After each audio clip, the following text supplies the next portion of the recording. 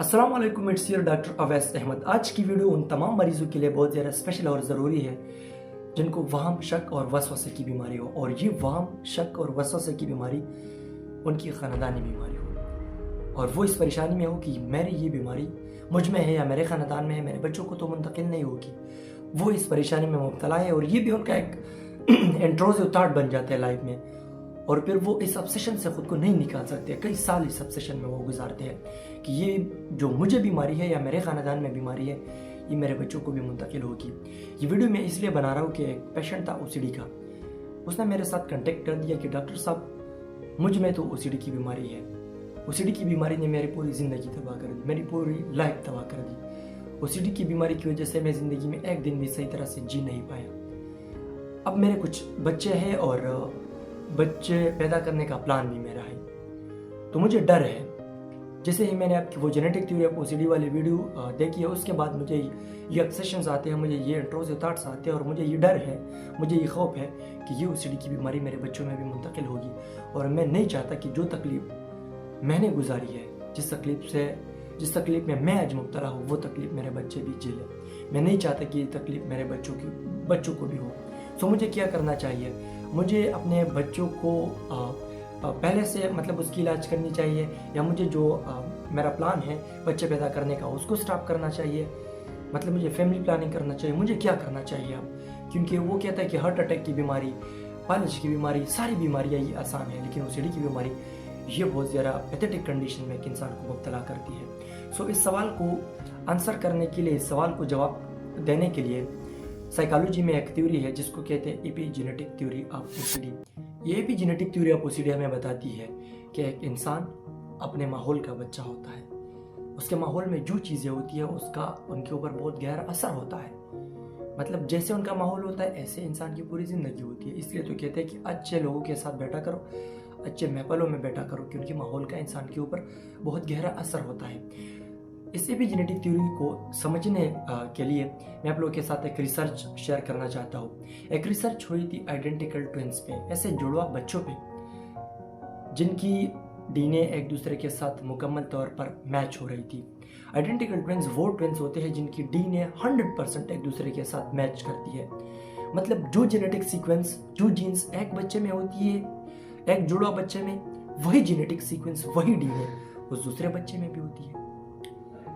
ये रिसर्च क्यों हुआ था? ये रिसर्च इसलिए हुआ था कि साइंटिस्ट ने नोट कर दिया कि आइडेंटिकल ट्विंस थे और ओसीडी उनकी खानदानी बीमारी थी।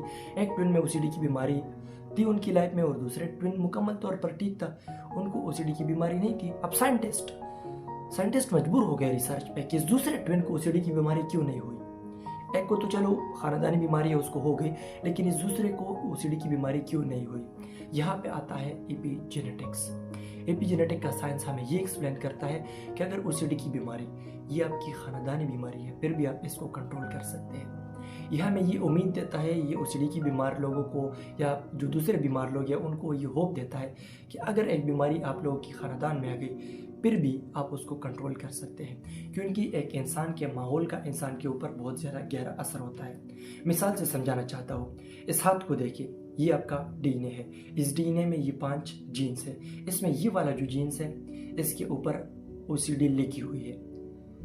अगर इस जीन्स ने ज़िंदगी में एक्सप्रेशन शो कर दी, प्रोटीन बनाना शुरू कर दिए, तो आपको ज़िंदगी में ओसीडी की बीमारी होगी।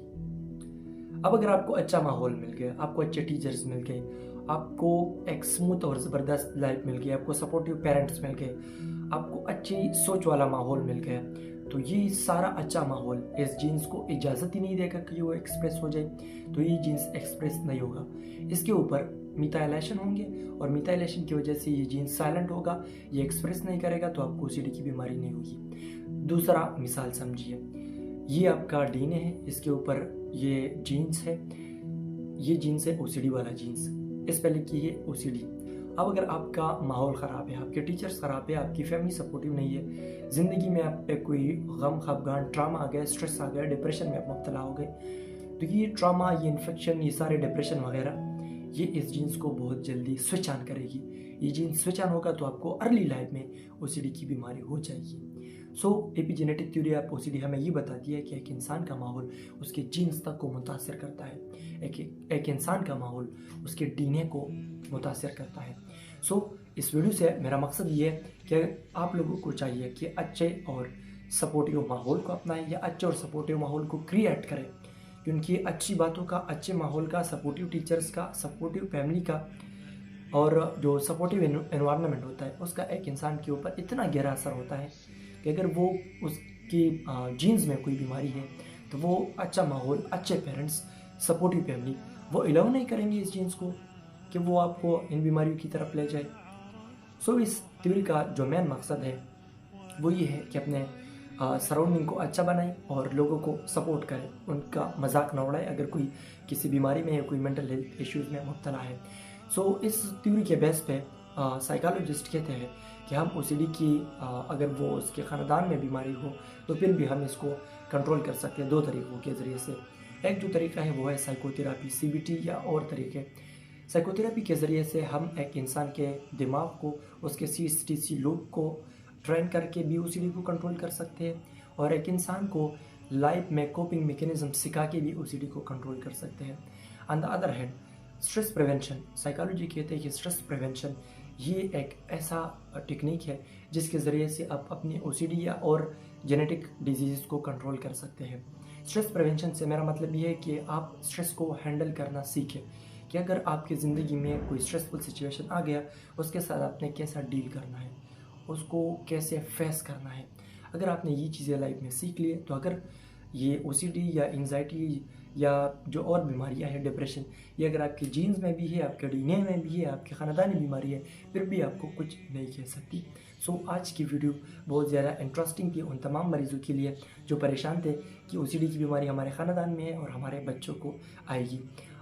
थैंक यू सो मच, जज़ाकल्लाह, अल्लाह हाफिज़।